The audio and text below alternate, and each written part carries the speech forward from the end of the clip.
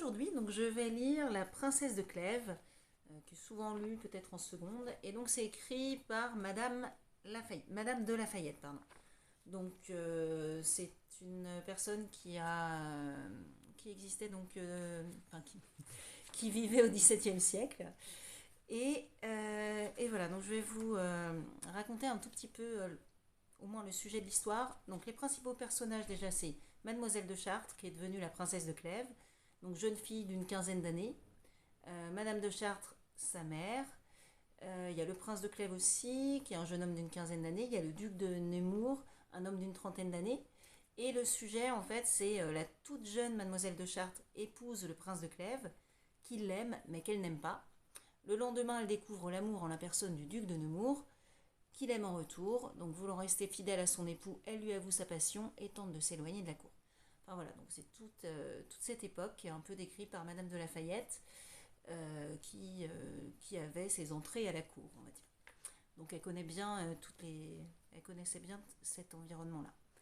Donc voilà, si vous voulez être au courant de mes différentes lectures, n'hésitez pas à vous abonner. Donc voilà, donc je vais commencer, c'est en 3 parties.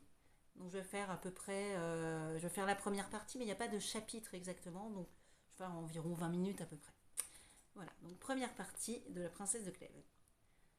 La magnificence et la galanterie n'ont jamais paru en France avec tant d'éclat que dans les dernières années du règne de Henri II. Ce prince était galant, bien fait et amoureux. Quoique sa passion pour Diane de Poitiers, duchesse de Valentinois, eût commencé il y avait plus de 20 ans. Elle n'en était pas moins violente, et il n'en donnait pas des témoignages moins éclatants. Comme il réussissait admirablement dans tous les exercices du corps, il en faisait une de ses plus grandes occupations. C'était tous les jours des parties de chasse et de paume, des ballets et des courses de bagues. Des courses de bagues. La course de bagues, c'est un jeu dans lequel les cavaliers doivent attraper avec leurs lances des anneaux suspendus à un poteau. Donc voilà, donc ils font donc des parties de chasse et de paume, des ballets et des courses de bagues, ou de semblables divertissements. Les couleurs et les chiffres de Madame de Valentinois paraissaient partout. Et elle paraissait elle-même avec tous les ajustements que pouvait avoir Mademoiselle de la Marque, sa petite-fille qui était alors à marier. La présence de la reine autorisait la sienne. Cette princesse était belle, quoiqu'elle eût passé la première jeunesse. Elle aimait la grandeur, la magnificence et les plaisirs. Le roi l'avait épousée lorsqu'il était encore duc d'Orléans, et qu'il avait pour aîné le dauphin, qui mourut à Tournon. Prince que sa naissance et ses grandes qualités destinées à remplir dignement la place du roi François Ier, son père. L'humeur ambitieuse de la reine lui faisait trouver une grande douceur à régner. Il semblait qu'elle souffrit, sans peine, l'attachement du roi pour la duchesse de Valentinois, et elle n'en témoignait aucune jalousie. Mais elle avait une si profonde dissimulation qu'il était difficile de juger de ses sentiments. Et la politique l'obligeait d'approcher cette duchesse de sa personne, afin d'en approcher aussi le roi. Ce prince aimait le commerce des femmes.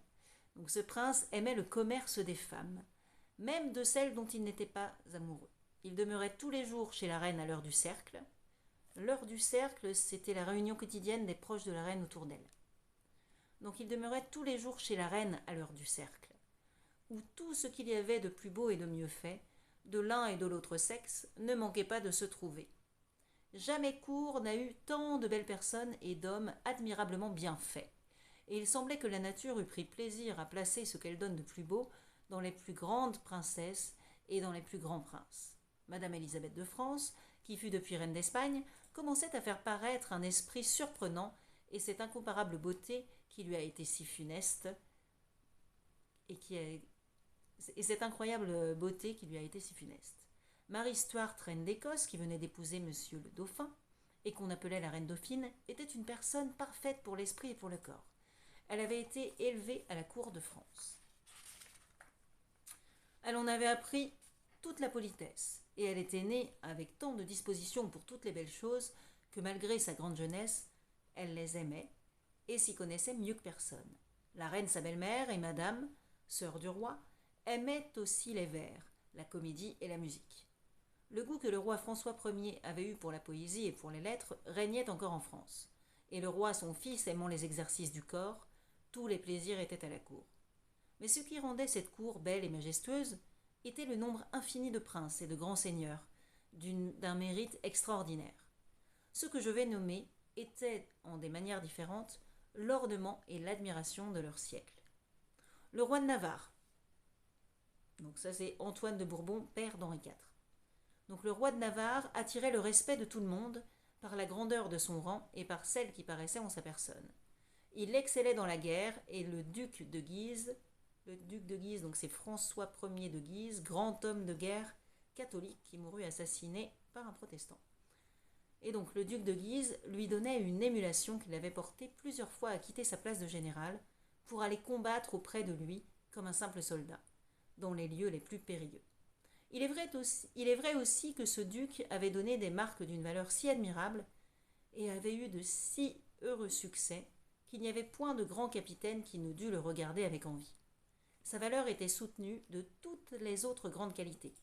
Il avait un esprit vaste et profond, une âme noble et élevée, et une égale capacité pour la guerre et pour les affaires. Le cardinal de Lorraine, son frère, était né avec une ambition démesurée, avec un esprit vif et une éloquence admirable. Et il avait acquis une science profonde, dont il se servait pour se rendre considérable en défendant la religion catholique, qui commençait d'être attaquée. Le chevalier de Guise, que l'on appela depuis le grand prieur, était un prince aimé de tout le monde, bien fait, plein d'esprit, plein d'adresse, et d'une valeur célèbre par toute l'Europe. Le prince de Condé, dans un petit corps peu favorisé de la nature, avait une âme grande et hautaine, et un esprit qui le rendait aimable aux yeux même des plus belles femmes.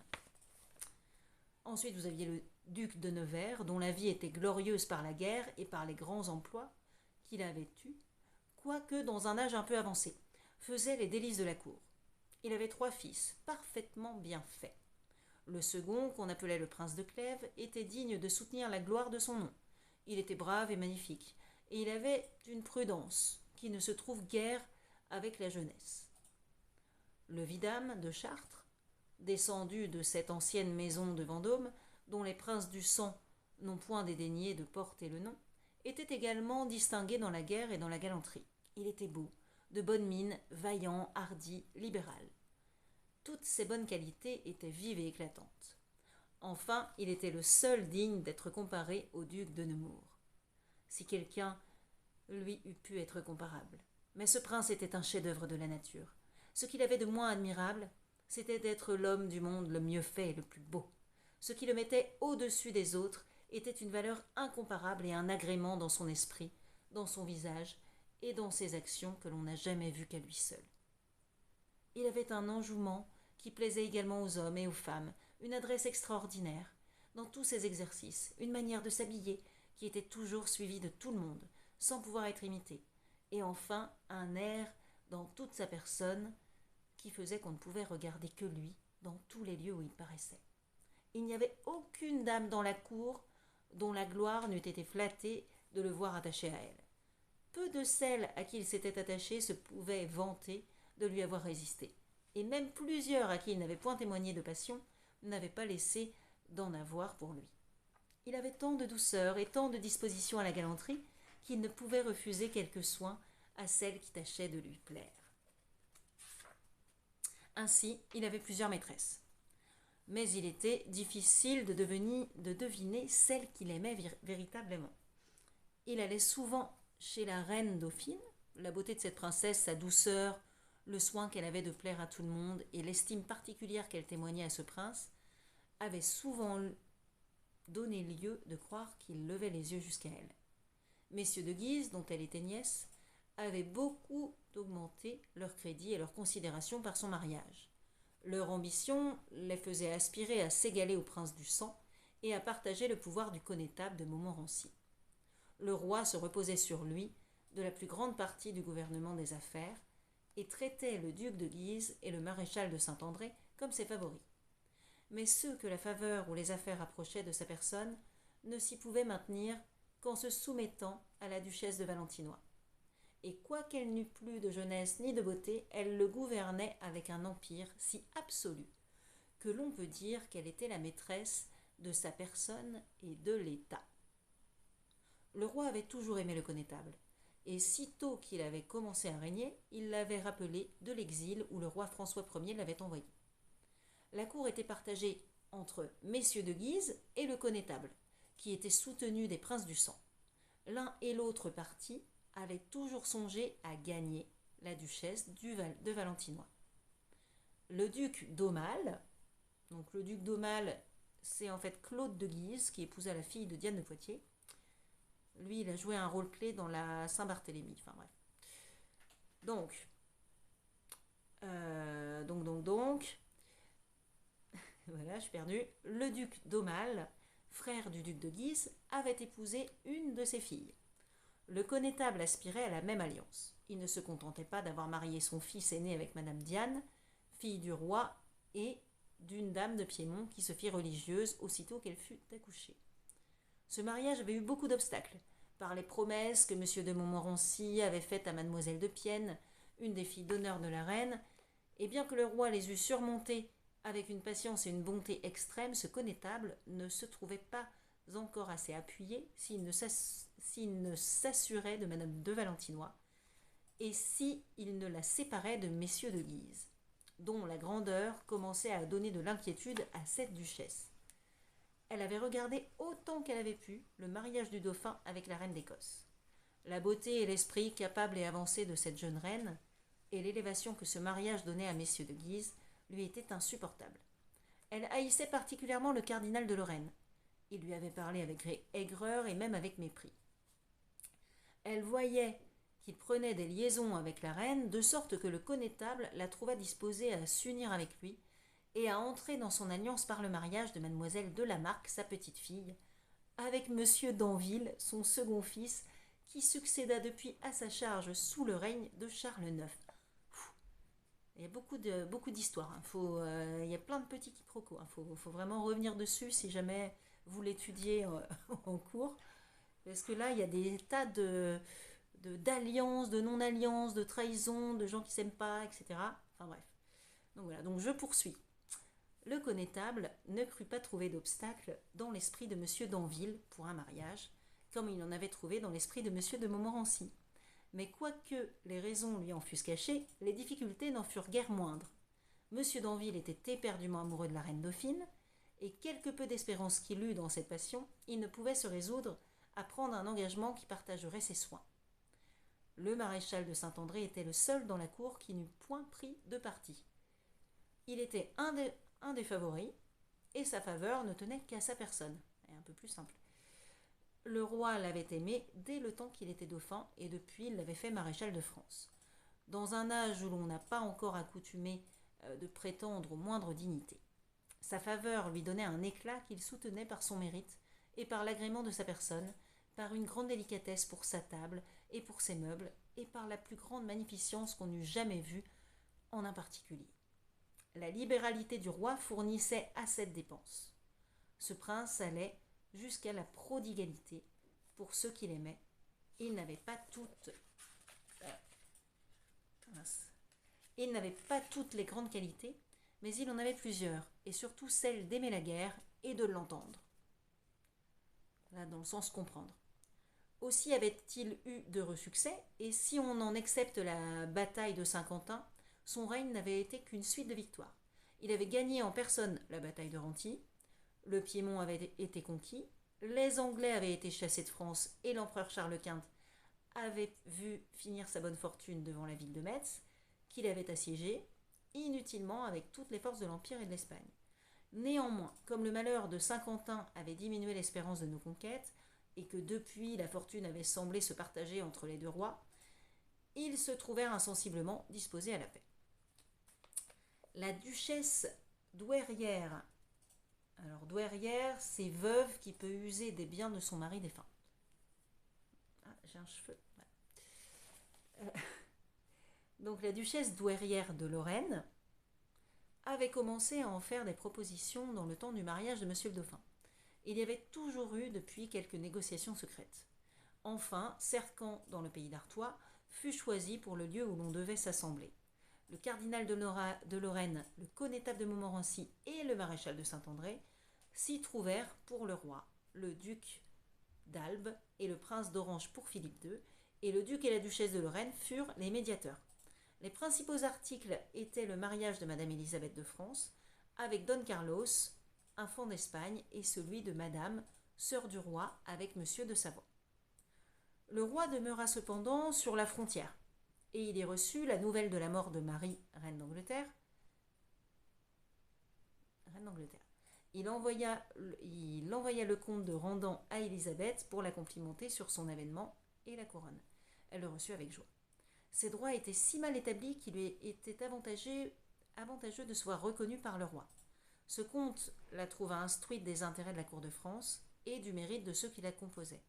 Mais surtout, il la trouva si remplie de la réputation du duc de Nemours, elle lui parla tant de fois de ce prince, et avec tant d'empressement, que quand M. de Randan fut revenu, et qu'il rendit compte au roi de son voyage, il lui dit qu'il n'y avait rien que M. de Nemours ne pût prétendre auprès de cette princesse, et qu'il ne doutait point qu'elle ne fût capable de l'épouser. Le roi en parla à ce prince dès le soir même. Il lui fit conter, par M. de Randan, toutes ses conversations avec Élisabeth, et lui conseilla de tenter cette grande fortune. M. de Nemours crut d'abord que le roi ne lui parlait pas sérieusement, mais comme il vit le contraire. « Au moins, sire, lui dit-il, si je m'embarque dans une entreprise chimérique par le conseil et pour le service de votre majesté, je la supplie de me garder le secret jusqu'à ce que le succès me justifie vers le public, et de vouloir bien ne pas me faire paraître rempli d'une assez grande vanité pour prétendre qu'une reine, qui ne m'a jamais vue, me veuille épouser par amour. » Le roi lui promit de ne parler qu'au connétable de ce dessein, et il jugea même le secret nécessaire pour le succès. M. de Randan conseillait à M. de Nemours d'aller en Angleterre sur le simple prétexte de voyager. Mais ce prince ne put s'y résoudre. Il envoya Lignerolles, qui était un jeune homme d'esprit, son favori, pour voir les sentiments de la reine, et pour tâcher de commencer quelques liaisons. En attendant l'événement de ce voyage, il alla voir le duc de Savoie, qui était alors à Bruxelles, avec le roi d'Espagne. La mort de Marie d'Angleterre apporta de grands obstacles à la paix. L'assemblée se rompit à la fin de novembre et le roi revint à Paris. Il parut alors une beauté à la cour qui attira les yeux de tout le monde. Et l'on doit croire que c'était une beauté parfaite, puisqu'elle donna de l'admiration dans un lieu où l'on était si accoutumé à voir de belles personnes. Elle était de la même maison que le vidame de Chartres et une des plus grandes héritières de France. Son père était mort jeune et l'avait laissée sous la conduite de madame de Chartres, sa femme, dont le bien, la vertu et le mérite étaient extraordinaires. Après avoir perdu son mari, elle avait passé plusieurs années sans revenir à la cour. Pendant cette absence, elle avait donné ses soins à l'éducation de sa fille, mais elle ne travailla pas seulement à cultiver son esprit et sa beauté, elle songea aussi à lui donner de la vertu et à la lui rendre aimable. Bon, c'est pas mal. La plupart des mères s'imaginent qu'il suffit de ne parler jamais de galanterie devant les jeunes personnes pour les en éloigner. Madame de Chartres avait une opinion opposée. Elle faisait souvent à sa fille des peintures de l'amour. Elle lui montrait ce qu'il y a d'agréable pour la persuader plus aisément sur ce qu'elle lui en apprenait de dangereux.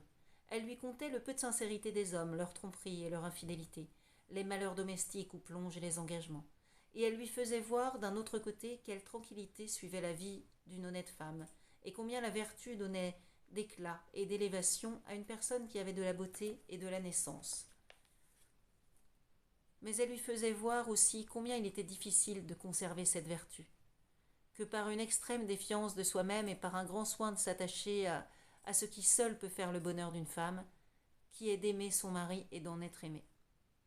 Cette héritière était alors un des grands partis qu'il y eut en France, et quoiqu'elle fût dans une extrême jeunesse, l'on avait déjà proposé plusieurs mariages. Madame de Chartres, qui était extrêmement glorieuse, ne trouvait presque rien de digne de sa fille.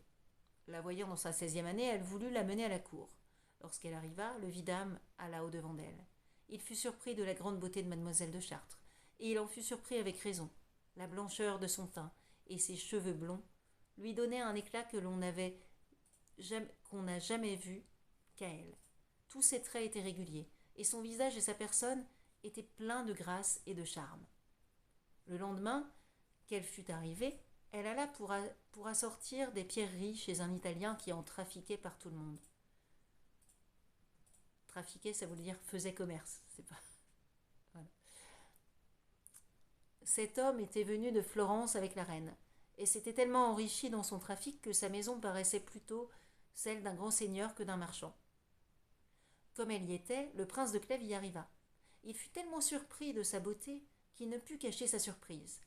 Et mademoiselle de Chartres ne put s'empêcher de rougir en voyant l'étonnement qu'elle lui avait donné. Elle se remit néanmoins, sans témoigner d'autre attention, aux actions de ce prince que celles que la civilité lui avait données pour un homme tel qu'il paraissait. Monsieur de Clèves la regardait avec admiration. Il ne pouvait comprendre qui était cette belle personne, qu'il ne connaissait point.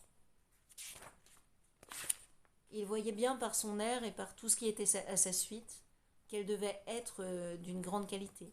Sa jeunesse lui faisait croire que c'était une fille, mais ne lui voyant point de mère, et l'Italien, qui ne la connaissait point, l'appelant madame, il ne savait que penser, et il la regardait toujours avec étonnement. Il s'aperçut que ses regards l'embarrassaient, contre l'ordinaire des jeunes personnes qui voient toujours avec plaisir l'effet de leur beauté. Il lui parut même qu'il était cause qu'elle avait de l'impatience de s'en aller, et en effet elle sortit assez promptement. Monsieur de Clèves se consola de la perdre de vue, dans l'espérance de savoir qui elle était. Mais il fut bien surpris quand il sut qu'on ne la connaissait point. Il demeura si touché de sa beauté et de l'air modeste qu'il avait remarqué dans ses actions, qu'on peut dire qu'il conçut pour elle dès ce moment une passion et une estime extraordinaires. Il alla le soir chez madame sœur du roi. Cette princesse était dans une grande considération par le crédit qu'elle avait sur le roi, son frère, et ce crédit était si grand que le roi, en faisant la paix, consentait à rendre le Piémont pour lui faire épouser le duc de Savoie. Quoiqu'elle eût désiré toute sa vie de se marier, elle n'avait jamais voulu épouser qu'un souverain, et elle avait refusé pour cette raison le roi de Navarre lorsqu'il était duc de Vendôme, et avait toujours souhaité monsieur de Savoie.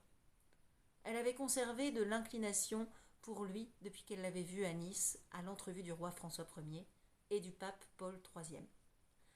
Comme elle avait beaucoup d'esprit et un grand discernement pour les belles choses, elle attirait tous les honnêtes gens, et il y avait de certaines heures où toute la cour était chez elle. Je vais m'arrêter là. Là, ça fait à peu près 20 minutes, je ferai ça à peu près à chaque fois. Donc voilà, bonne soirée, bonne fin de dimanche.